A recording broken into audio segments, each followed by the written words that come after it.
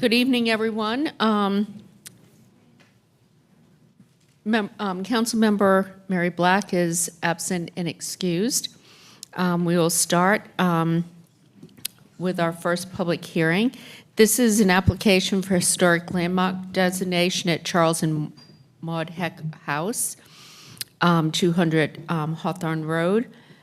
One person has signed up in support. No one has signed up in opposition. All right, thank you, Mayor and councilors. I am Colette Canane with Planning and Development. The city has two applications for landmark designation, which you will hear this evening. But first, I'd like to recognize the Raleigh Historic Development Commission members present, especially our chair, Katie Pate, and vice chair, Rob Allen, and we do have a quorum present. So I'll begin a little bit with the process for Raleigh Historic Landmark designation. It begins when a property owner submits an application. The application includes a report on the history and significance of the property and a description of the architectural and site details that are present. After an application is submitted, it is initially reviewed by the Raleigh Historic Development Commission's Research Committee, which suggests edits and refers the report to the full Raleigh Historic Development Commission. The RHDC review the report and make a determination as to whether the property meets the criteria for designation as outlined in the general statutes and UDO. The RHDC has reviewed these reports and found that they meet the criteria for designation. These reports were referred by you to the North Carolina Department of Cultural Resources as required by statute, and the state's comments on both applications are included in the application materials. After closing the public hearings, the request is for you to refer the matter back to RHDC to consider the comments that are heard this evening and those from the state of North Carolina. And designation will be made final when you approve the ordinance, which will appear as a consent item at a later meeting. We're tentatively planning for December 3rd. And after each of these presentations, I'm available to answer any questions. I have a question. What if there are no comments for the group to consider? So if there are no comments, typically the state always has some comments, which the commission has not yet reviewed. But if there are no public comments, the commission will use their next meeting as an opportunity to review the ordinance before it comes before you to make any edits. And then we'll make their final recommendation. Okay. All right, so. Any other questions of staff? Presentation, right? Yeah, sure, yeah. We can start with the Charles and Maud Heck House, as you mentioned. This is located at 200 Hawthorne Road in historically Cameron Park, now known as Forest Park. The house was constructed around 1902. And the Charles and Maud Heck House is architecturally and historically significant as a well-preserved craftsman Italianate residence. It was the home and laboratory of Charles McGee Heck from 1920 until his death in 1952. Professor Heck was the chair of the North Carolina State College Physics Department for the last 30 years of his career and earned a national reputation for his meteorological research and his humanitarian projects. Heck's weather forecasting experiments attracted attention across the United States and were frequently reported on in the News and Observer. According to neighborhood lore, Heck designed his own home, a singular example of this in the neighborhood. The Craftsman Italianate villa features unusually sturdy construction and a striking design, with stuccoed walls, bracketed eaves, and a front balustraded porch with a terrace. It stands as an architectural landmark among the mostly frame, late Victorian, colonial, and craftsman houses in the neighborhood. The house retains its original character both outside and inside, with an elegant staircase and mantel in the open living room that sets the interior apart from most residences in the neighborhood.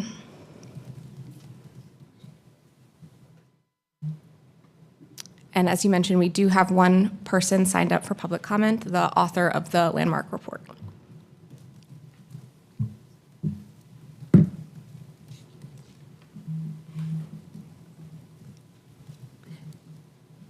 I want to see if anybody has questions.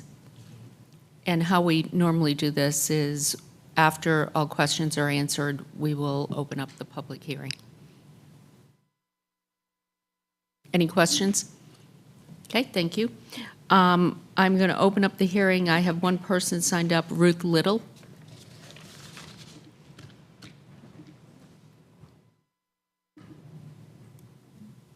Good evening. Our only comment is a grateful appreciation for this program.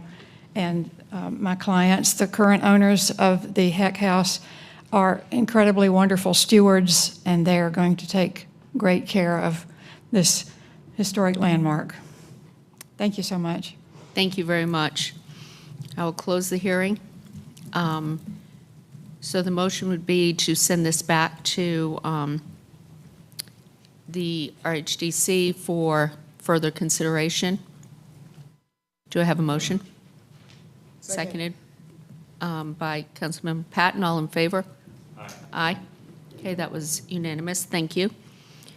The next one is the also a historic landmark designation, Elizabeth Hunter and William Henley House, 1500 McDonald Lane, with one person signed up in support. All right. The Elizabeth Hunter and William Henley Dietrich House, as you mentioned, is located at 1900 McDonald Lane. You can see here on the map, it's about mid-block. It was constructed in 1960, and the house is architecturally significant as an excellent and intact example of modern residential design of the mid-20th century. The house is also important for its association with the late period of William Henley Dietrich's career, reflecting his contributions to the modernist direction of architectural design in Raleigh and throughout the state, and as a personal endorsement of the style. The Dietrich House is a single-story frame modernist dwelling with an overhanging flat roof punctuated by 4 flat-top pyramidal forms. The flat roof is finished with boxed eaves capped with a metal-clad cornice that flares upwards at the corners. The dwelling's U-shaped footprint forms a courtyard in combination with a detached carport that stands behind the house. The Dietrich House, the retirement house of a man who never really stopped working, reflects the late period of his career, which was focused on shaping the direction of architectural design in the state from traditionalism towards modernist design as practiced at the state's premier school of architecture, NC State School of Design.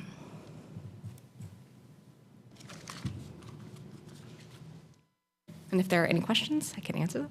Questions? Okay. I will then open the hearing. Jane Watson. I only put my name in case you had questions. Okay. I will close the hearing then. You the homeowner? Yes, Jane is the property owner. Okay. Do we have a motion? I move to refer the application to RHDC to consider the recommendation and information received during the hearing. Second. Okay. All in favor? Aye. Aye. Okay. That was unanimous. Thank you. The next item is the Business Investment Grant Program, Economic Development, Weatherby Locums.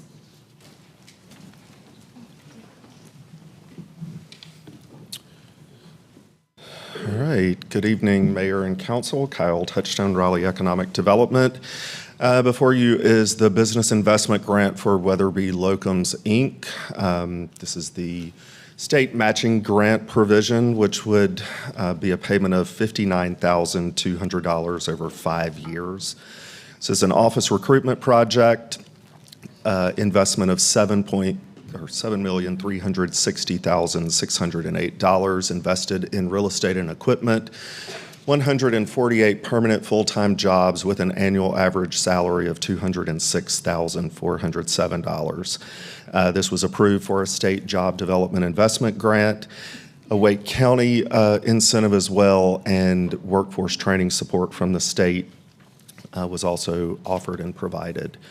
Recommended action is, following the hearing, make a determination that the incentive will increase the taxable property, employment, and business prospects of the city, and authorize finalization and execution of an incentive agreement by appropriate city officials.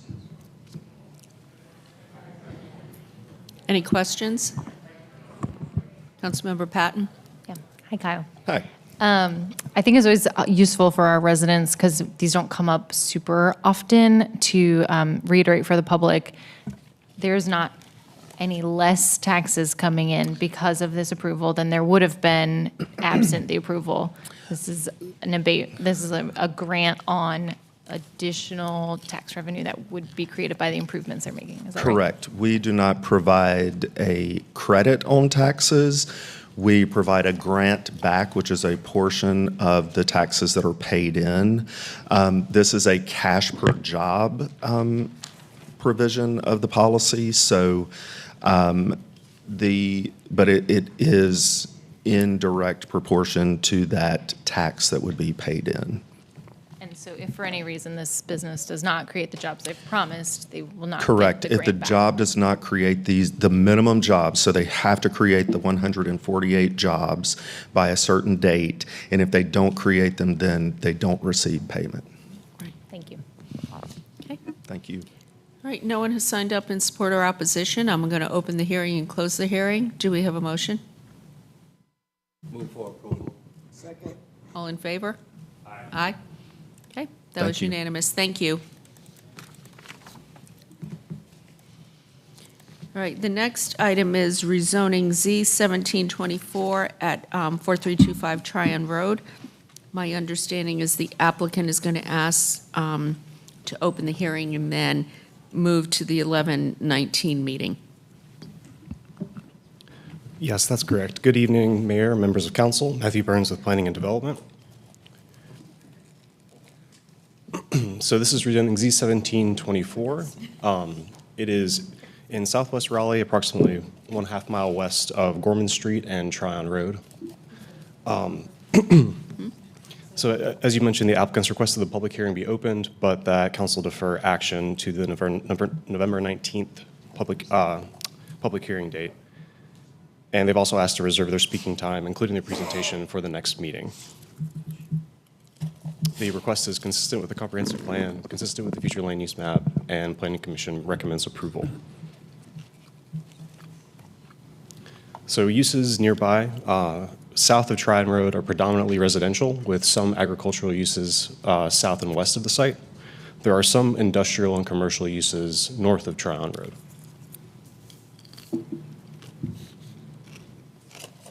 Here are a few views of the site along Tryon Road and then along an easement that kind of abuts the site to the west. The applicant is proposing 2 zoning conditions, the first of which would limit the density of residential dwelling units to no more than 6 per acre, and that includes accessory dwelling units, and would also prohibit the apartment building type. I'll note that the first condition, that density of 6 units per acre corresponds to the recommended maximum density for areas designated as new urban in the Swift Creek plan, which I'll talk about in a little bit. The request would increase residential entitlement. To talk a little bit more about the Swift Creek plan. So the Swift Creek Land Management Plan dates to 1987. It was jointly adopted by Wake County, Garner, Apex, Cary, and Raleigh. And it was written to maintain the water quality in the Swift Creek Basin by applying development controls, including limits on impervious surfaces and density. So this map on your screen is from the comprehensive plan, Swift Creek Plan, which is Raleigh's policy response to the interlocal agreement and the land management plan. The request is consistent with the comprehensive plan and consistent with the future land use map's designation of low-scale residential. And the request is consistent with policies related to compact development and housing, as well as policies that are specific to the Swift Creek plan and policies about protecting the watershed. Staff identified one inconsistent policy with the request, and this zoning and infrastructure impacts is due to fire safety response times for the initial full alarm assignment and arrival of a second company. I'll note that this rezoning request is not associated with an annexation. The site's in the ETJ. And the topic of service delivery is being evaluated by Raleigh Fire Services in their master plan, which is currently ongoing. And Planning Commission found that the request would allow for more intensive residential development at a scale similar to the surrounding area. And it would also encourage residential development while also staying just under that cap of new urban recommended by the Swift Creek Plan. And as far as the opposed vote for the Planning Commission, Commissioner Peeler noted that he wanted to know more about future utility extensions and future annexation. Please let me know if you have any questions. Okay. Councilmember Patton? Hi. Hi. Do you know or have handy in your staff report the fire service level, current fire service delivery levels? Yes.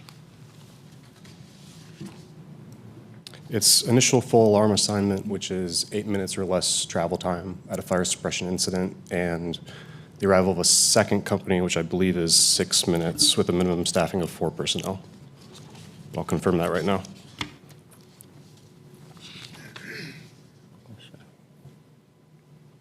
Yeah, 8 minutes or less for initial response, and second company is 6 minutes with 4 personnel at least. But is that the current delivery levels to this location? So the fire service table, I'll probably defer to fire for a more specific response, but it's saying that the site is farther away than a typical response time that is recommended by the National Fire Protection Association. Okay. Sometimes, I guess in the annexations only, they deliver a chart that tells us like if it's actually at 10 or 8, maybe Yeah. that's not here because it's a rezoning. No, I have it. Hold on Oh, one okay. second. It is, so the closest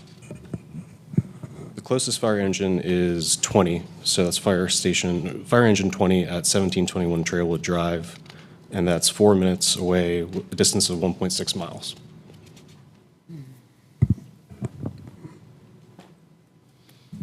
Okay.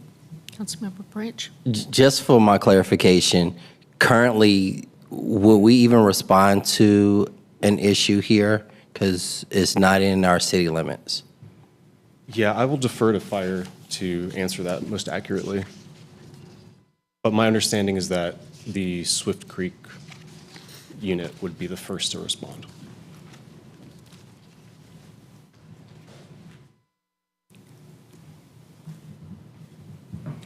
Good evening, Councilmember Branch.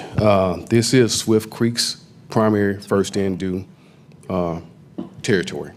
If Swift Creek is out, engine 20 from Raleigh would be the first engine. The first engine meets the requirements of 4 minutes and 20 seconds. The rest of the engines, which is 3 additional engines, do not meet it. Correct. All 4 engines have to be on location within 8 minutes. That's NFPA standards. We meet it with 1 engine only.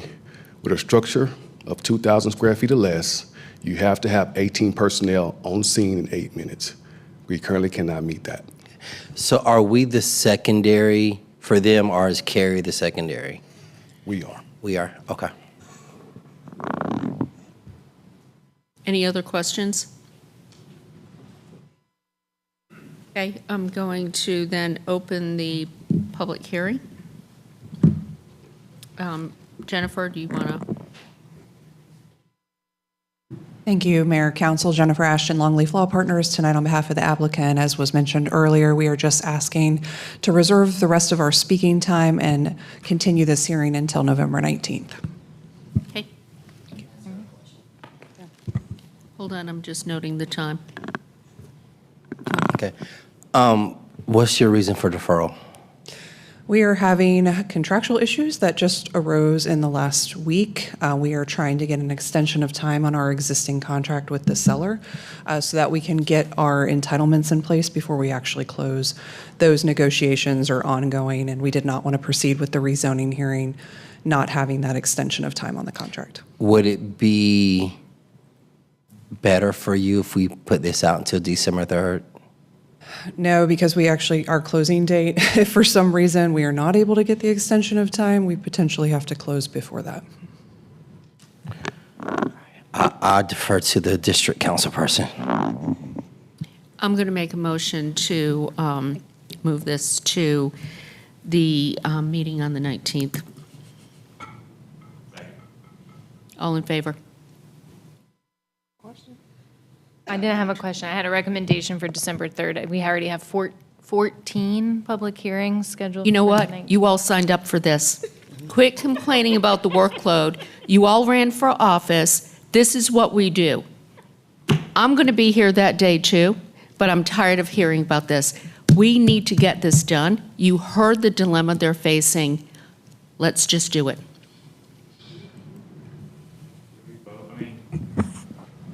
Look, I mean, I think, Nobody's voting. I think Everybody's 14 just cases sitting there. is awful, but at Don't the same look at me like time, that either, hang though. on, guys, hang on. I think 14 cases yeah, you is were. bad, but they obviously have a contractual obligation. I do I'm think we have a fine. duty to hear cases. I will support the 19th, what day is it? The 19th? I'll support it. I'll bring a snack. I don't like it, Yeah, bring snacks and, but I'll vote yes. What everyone else wants to do is fine, but I'll vote yes. well, you seconded it. Yeah, So, okay, so I'm going to take a vote again. All in favor? I was going to vote for it, but I think we need to tone it Corey. down. Just a little How bit, many? just a little bit. How many? Please put 5. up your hand. You have 5. Well, the clerk needs to see who's, okay, who's opposed. Okay, thank you. We'll move this, and the time is 7 minutes and 49 seconds. That's reserved. Clerk, did you get that? Okay, thank you. All right, next we have rezoning Z21, 600 Grove Avenue, and 601, 609 Carolinas District. This has not been asked to be moved to October 19th. You'll be very happy to hear. And no one has signed up in opposition. Good evening, Council. Robert Tate, Planning and Development. This is rezoning Z2124 for a collection of properties at 600 Grove, 601, and 609 Carolina Avenue. The request is to rezone approximately 2.5 acres from a conditional use R10 district with the special residential parking overlay district to a general use R10 district. This is consistent with both future land use map and the comprehensive plan. Planning Commission recommends approval with a vote of 5-2. So here's an aerial image of the site and surrounding land uses. Here you can see the Plaza West Shopping Center to the west, and then surrounding most of the site is moderate scale residential. Just to the east across Grove is a future City of Raleigh park. Here are some images of the site at the ground. So the first is looking northwest on Grove. You can see an existing single-family home. And then that second image is looking southeast on Carolina, and that's a existing duplex on that site. So like previously mentioned, this is a general use rezoning request, so there are no zoning conditions being proposed. Here's a quick snapshot of the change in zoning. Just 2 things to note here is a slight increase in maximum units allowed, and also you can see there's a change in the rear setback under the proposed, which kind of leads me to the next slide. So here's a summary of existing zoning conditions that are relevant to the request. These conditions were applied in 2020, and at least 1 opposing votes from Planning Commission highlighted that they would like to see condition number 4, which is a condition that would require impervious surface coverage on the entire site to not exceed 50%. So they voted in opposition because they would like to see that. So as I've explained already, this is a general use request. So the applicant has requested to continue the public hearing to the next available city council meeting. So here's just a quick high level of transit service in the area. There are 2 Go Raleigh routes, the Blue Ridge and Buck Jones connector, and then also it's located just south of Western Boulevard where a future BRT stop is projected to be located near the Powell Drive intersection. So the request is consistent with the future land use map. This request does not include a frontage. Zoning frontage is not typically added to a residentially zoned district, which is consistent with the surrounding districts in the area. So like I mentioned, consistent with the comprehensive plan and the future land use map, there are a list of consistent policies that largely speak on access to transit and also housing diversity, and then just a couple of inconsistent policies. So Planning Commission recommends approval of the request with a vote of 5-2. Some of the opposing votes found value, like I mentioned, in retaining that existing condition about limiting impervious surface coverage.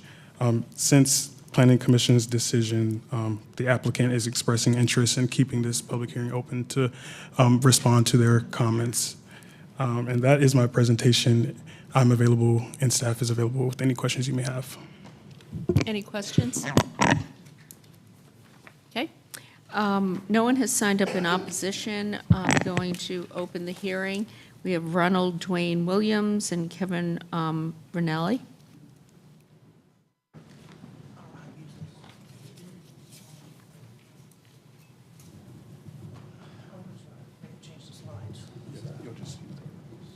Just use the arrows.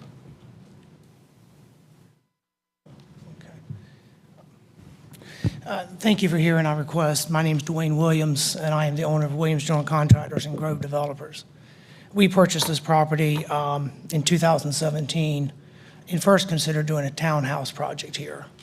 And as we watched the community change and more single-family homes were being built, we felt it might be better for the community to just do single-family or duplex units.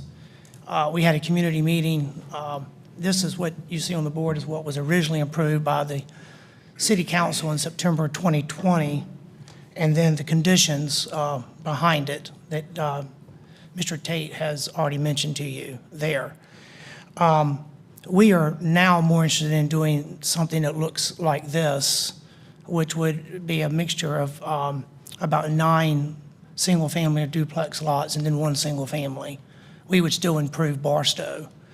What we like about this plan, and you will notice that we've already had the Mitchell Environmental come out and mark the wetlands. And so what we like about this plan is we don't have to clear cut this very nice site. And there's been a lot of work, especially down Carolina Avenue, and had new residential homes built that intersect now on the Grove. We think that, and Mr. Varnell can speak to this, that meeting the 50% impervious is fairly simple. We tried to explain that to planning. We're at 50% impervious here, but it doesn't take a lot of work to understand that if you're not building all of these, if you're not destroying and clear cutting this ground and putting all this parking structure behind these units, we think we're going to hit about 35%. But Mr. Varnell can speak to that. Of the conditions, we're not worried about the green space. We're not worried about the impervious. We're really not even worried about the 30% because we know that with a public road on one side and the wetlands on the other, we can do that. Again, when we had the public meeting, we had lots of people show up who are new homeowners in that community. There's a lot that's happened in this area.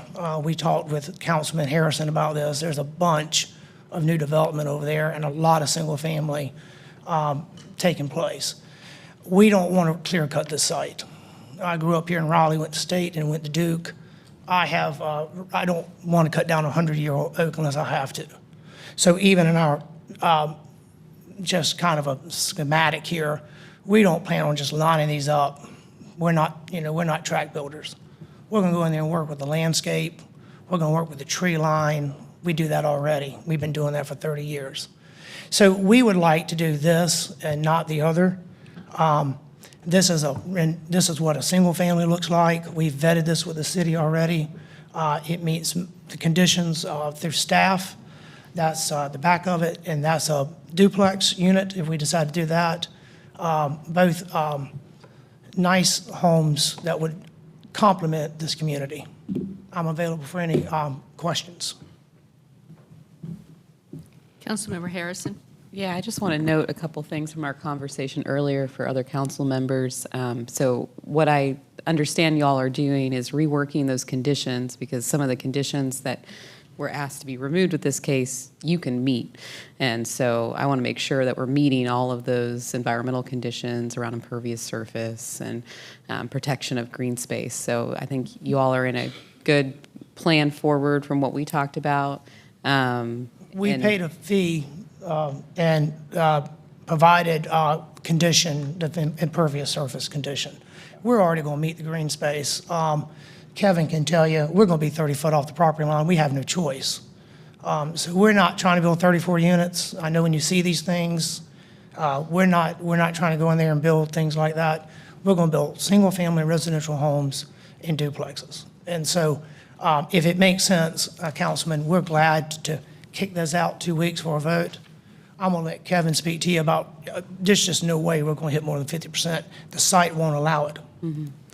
Yeah, I think what we would like to do is December 3rd for this case if possible. So if you all can work on the conditions, get them submitted, share them with me, make sure what we talked about is what is there, then that would help us with our scheduling. You want to speak to that? I mean, they are submitted. We thought they were going to be presented tonight. We did submit them. Maybe, I don't know if you could speak to that. So we discussed about zoning conditions, but we have not received submitted conditions. We have to wait for the public hearing to be open to actually receive those conditions. Okay. And we haven't received those yet. So this is the public hearing. So once this night is over, you should be able to submit those officially. That's Is right. that correct? Yes. Okay. So then y'all are ready to go. I just want to make sure I can see those before they come to us and that, they're what we discussed. But as long as we can do that on December 3rd, that'll help us quite a bit. Is that acceptable? It's fine with us. All right, great. Thank you very much. And what is the deadline for submitting the conditions? I would have to look at the calendar if it's for the 3rd, but if it's for the 19th, it would be this Friday. So but you don't know? It's 10 days before. 10 days before. Okay, could you please communicate that with folks? Yes, ma'am. Okay, thank you. 22nd, November 22nd. Okay, you have clarity on when the conditions have to be submitted? Yes, Mayor, I do. Thank you. Okay, thank you. Was that your motion? So motion to continue this hearing until December 3rd. Second. All in favor? Aye. Please note the time, 4:40. Thank you. Okay, next is Comp Plan Amendment CP 224, 4700 Kyle Drive. And just checking, sorry, December 3rd, do we need to set the time? I don't know. Would that have been 1 p.m. that day?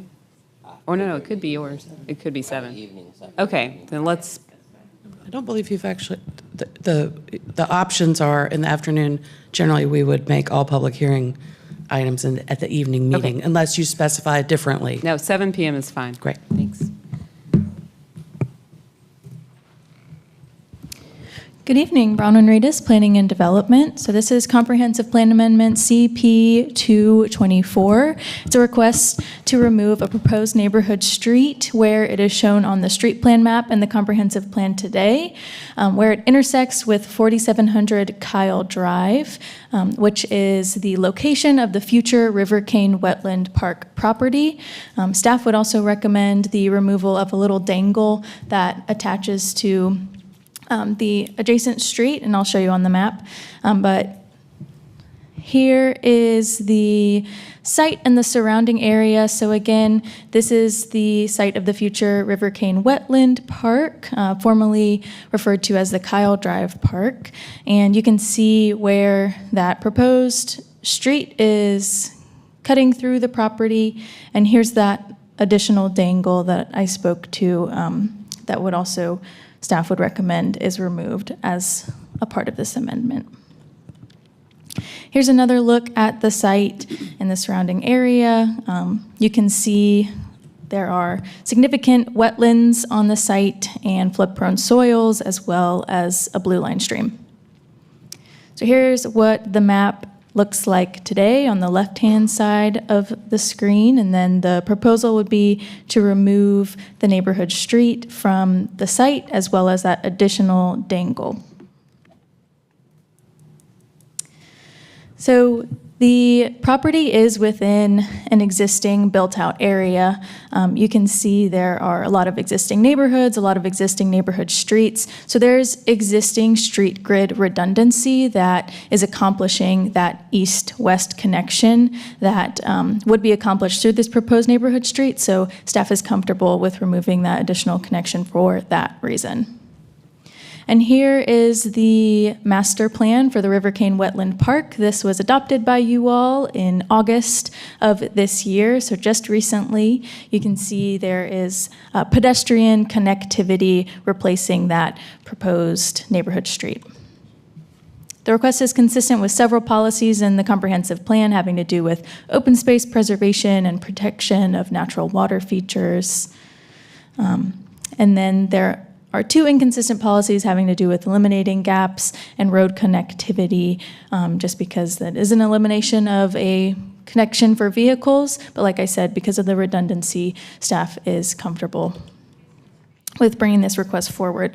And Planning Commission did recommend approval unanimously, finding that the request reduces unnecessary impervious surface in environmentally sensitive areas and creates a streetscape that is more comfortable and safer for bicyclists and pedestrians. I'm happy to answer any questions you have for staff. Okay, thank you. Any questions for staff? Councilmember Patton?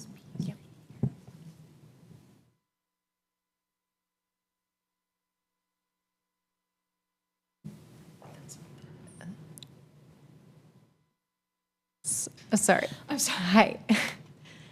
Hi. You good? Yes. Okay.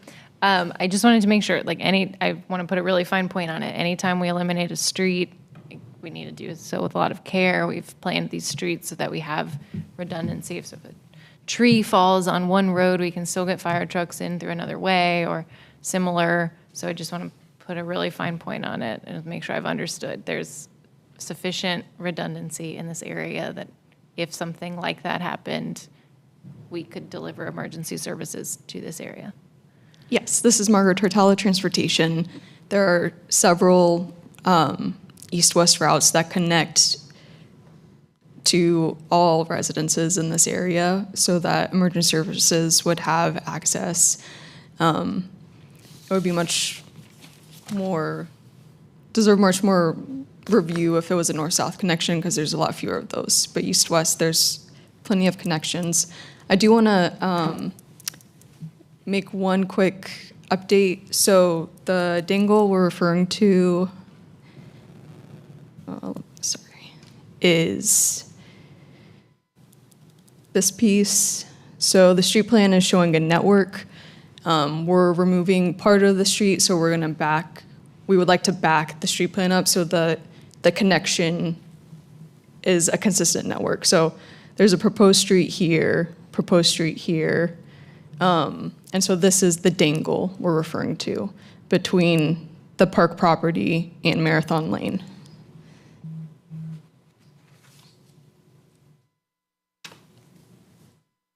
Okay. Any other questions? Okay, no one has signed up in support or opposition. I'll open the hearing and close the hearing. Do we have a motion? Move to adopt the proposed comprehensive plan amendment, CP 224. All in favor? Aye. Aye. Okay, that was unanimous. Thank you. And then comp plan amendment, CP 324, capital area Greenway master plan. Again, no one has signed up in support or opposition. Good evening, Mayor, members of council. Again, Matthew Burns with Planning and Development. So this is a fairly extensive comprehensive plan amendment. It is a city-initiated request that proposes changes to Section 8, Parks, Recreation, and Open Space, which is contained in the 2030 Comprehensive Plan. It proposes changes to existing policies and actions, adding new policies and actions, and some map changes.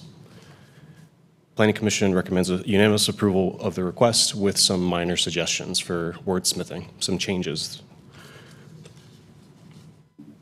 So just a little bit of background on the Capital Area Greenway Master Plan. It's a policy document that is intended to assist staff, stakeholders, and elected officials in implementing the Capital Area Greenway program. The CAGMP was originally adopted in 1976, then subsequently updated in 86, 89, and then most recently in 2022. And that most recent update was started in 2020 and had 3 phases of public engagement. And so this comprehensive plan amendment request would update the comp plan to reflect the changes that were adopted in 2022 with that master plan update, effectively bringing it into better policy alignment. There are a lot of proposed changes. So there are 12 actions that are subject to change. So these are existing actions that are already in the Parks and Rec section of the comprehensive plan that have changes to language. Here's the second half of those actions. The park staff is also proposing 2 new actions, the first of which is related to Greenway trail lighting, and the second of which is about flood monitoring. And there are 8 existing policies that would be updated if this request were approved. Among those is policy PR 3.8, multimodal integration would become a key policy. And just for context, throughout the comprehensive plan, key policies are used to evaluate zoning consistency when staff evaluates rezoning requests. There are also 9 all-new policies that will be added. And in addition to that multimodal integration policy, which is existing but would become a key policy, staff is also proposing a new key policy about resilience and ecosystem services. As far as the map changes, the request would remove the existing map PR3, which is titled Greenway Corridors and Connectors. And the reason for that removal is it would be replaced by two maps. The first of which would be dedicated to Greenway trails, and it depicts existing trails, proposed trails, and highest priority trails, as well as existing and funded trails and adjacent jurisdictions. And the second new map would be a dedicated open space corridor map. And so this would depict open space corridors in the capital area Greenway system, and similarly to the last map that I was just discussing, it shows existing and proposed trails and also corridors in adjacent jurisdictions. The request is consistent with many policies in the comprehensive plan, some of which are related to land use, transportation, and coordination, alternative transportation modes, Raleigh Parks system, and multimodal integration, Greenway-oriented development and community facilities and services, regional and interjurisdictional coordination, and finally, internal plan consistency. And staff did not identify any inconsistent policies with the request. Planning Commission found that the request would update the 2030 comp plan to better reflect the goals and recommendations of the Capital Area Greenway Master Plan update, which was already adopted by City Council in 2022. However, they are also proposing language changes to 2 of the new policies and changing 1 new policy into a new action. So I'll show you what they're recommending. So in both these cases, the language that's being struck through is what was submitted as part of the application, but Planning Commission is recommending that the bolder for policy PR 3.16, adding the word encourage, and just removing text for policy PR 3.17. So just a little bit of wordsmithing. And then as far as the policy change into an action, Planning Commission recommended that this be changed because actions are more related to, I guess, internal study and internal review. And since this is about investigating a fee in lieu policy, they thought it would be better as an action rather than a policy. Please let me know if you have any questions. Anybody have any questions? Okay, I'll open the hearing and close the hearing. Do we have a motion? Move for approval. Second. All in favor? Aye. Aye. Okay, that was unanimous. Thank you. Thank you. Can I just clarify that your motion was to include the changes as recommended by Yes. Planning Commission? Yes. Great, thank you so much. All right. With that, we are finished with tonight's meeting. Thank you, everyone, and have a good night.